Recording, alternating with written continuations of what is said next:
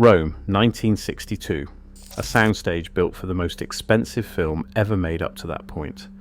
Elizabeth Taylor is 30 years old, already twice divorced and once widowed, playing Cleopatra in a production so bloated it nearly bankrupted a studio.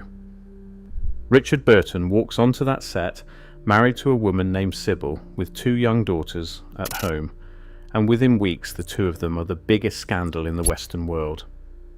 The Vatican's own newspaper will publish an open letter accusing her of erotic vagrancy. That's not tabloid exaggeration, that's the Holy See in print about a film actress's personal life. Everyone remembers the glamour after that. The jewels, the yachts, the 2 weddings to the same man. Look at what was actually happening underneath the glamour, and the fairy tale stops holding together. This wasn't a love story with some rough patches. It was 2 of the most self-destructive people in Hollywood finding each other at exactly the wrong moment and spending 14 years proving it. Start with who each of them actually was walking onto that set, because the collision only makes sense once you understand the damage each of them was already carrying. Elizabeth Taylor had been a working actress since she was 9 years old.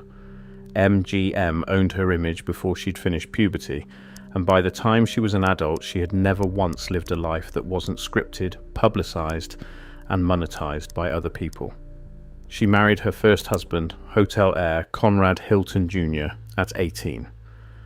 That marriage lasted 8 months, and according to accounts she gave later in life, involved physical abuse serious enough that she left with visible injuries. Her second marriage, to actor Michael Wilding, produced 2 sons and ended quietly.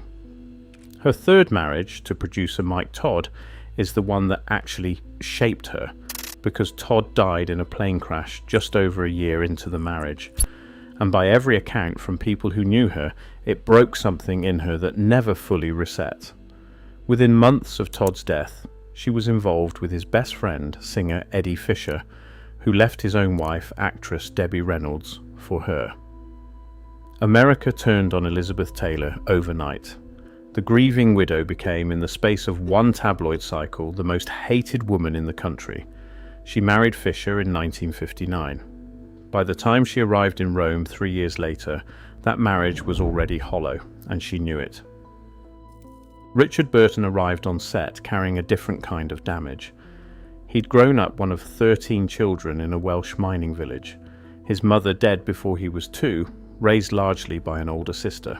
He was, by nearly universal agreement among people who worked with him, one of the most naturally gifted classical actors of his generation, a man who could have been the defining Hamlet of the 20th century.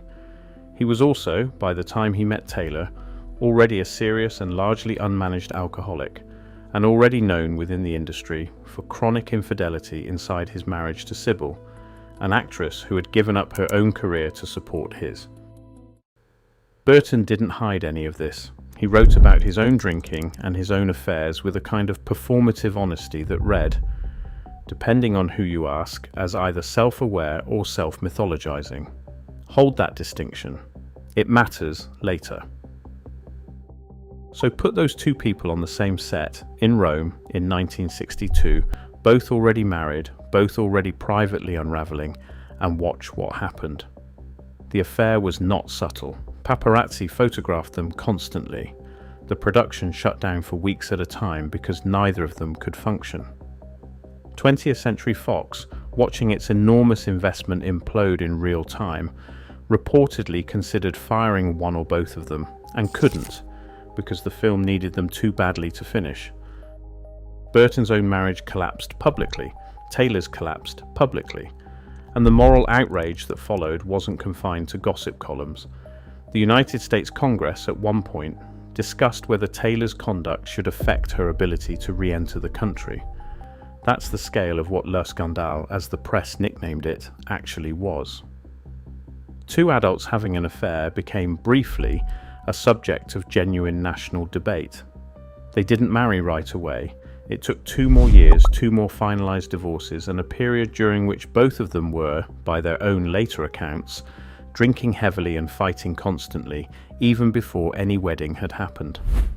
When they finally did marry in Montreal in March 1964, it wasn't the beginning of the relationship's problems, it was already the middle of them. Here's where the story usually gets told as a romance, and it's worth being precise about why that telling survives. The gifts were real. Burton bought her the Taylor Burton diamond, a 69-carat stone, for over $1 million. He bought her the Krupp diamond, once owned by a member of the family that armed the Nazi war machine, a detail Taylor herself found grimly funny rather than troubling. He chartered yachts. He flew her anywhere she wanted on a moment's notice. If you only look at the receipts, it reads as the most extravagant love story of the 20th century. Biographers who've worked from the couple's own letters and diaries describe something else running underneath the receipts, and it's worth sitting with the pattern rather than any single incident, because the pattern is what actually defines a 14-year relationship. The fighting was constant, and it was not private. Journalists and crew members on their films together, and there were several because Hollywood kept casting them opposite each other, hoping to bottle whatever the public couldn't stop watching, have described shouting matches that spilled out of hotel suites and onto film sets. Burton's drinking escalated rather than stabilized. There are documented periods where he was consuming what by any medical standard would be considered a life-threatening quantity of alcohol daily, and continuing to work through it, because the culture around him treated that kind of drinking as eccentricity rather than as the crisis it actually was. Taylor's own health during this period was fragile in ways that rarely made it into the glamorous framing. Chronic back problems from an old injury, multiple surgeries, and by several accounts, her own increasing reliance on alcohol and prescription medication running parallel to his. Burton, notably, is the one who put some of the ugliest specifics into his own writing. In diary entries that biographers have drawn on extensively, he described periods of jealousy toward her so consuming that he wrote about wanting to physically harm men who so much as looked at her, and periods of self-loathing about his own drinking severe enough that he described himself, in his own words, as disgusted with what he'd become. Handle that carefully, because a diary is not a courtroom deposition. It's one man's private, often theatrical account of his own worst moments, written by someone who was professionally one of the great performers of dramatic language in the English-speaking world.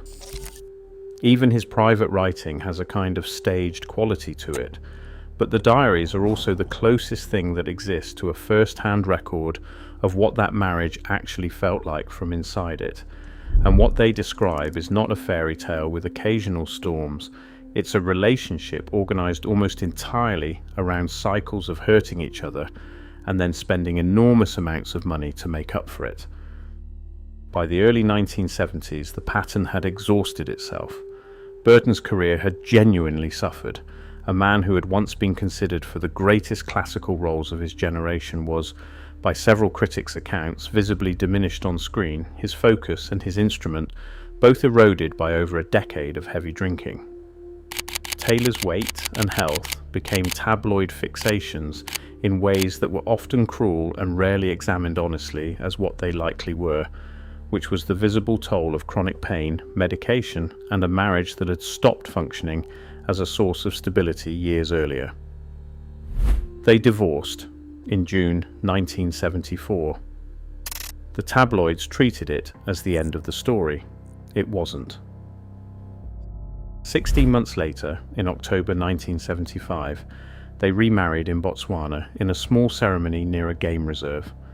This is the detail that should stop you, because it complicates every easy reading of what came before. If the first marriage had simply been miserable, walking away should have been the end of it. Instead, both of them chose, with full and recent knowledge of exactly what the other person was, to do it again. That's not evidence the relationship was secretly fine all along. It's evidence of something closer to addiction than romance, two people who understood each other's damage intimately and kept returning to it anyway, the way Burton kept returning to a drink he knew was destroying him. The second marriage lasted less than a year. It ended in 1976, this time for a reason that had nothing ambiguous about it. Burton had become involved with a young model named Susan Hunt, whom he would go on to marry within months of finalizing his second divorce from Taylor.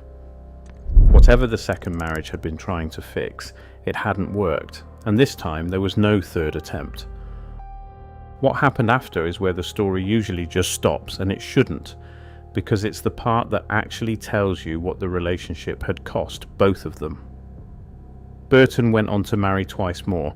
Taylor married twice more as well, including a widely publicized marriage to a construction worker decades her junior that the press treated as a punchline rather than the genuine, if brief, source of stability that people close to her described it as.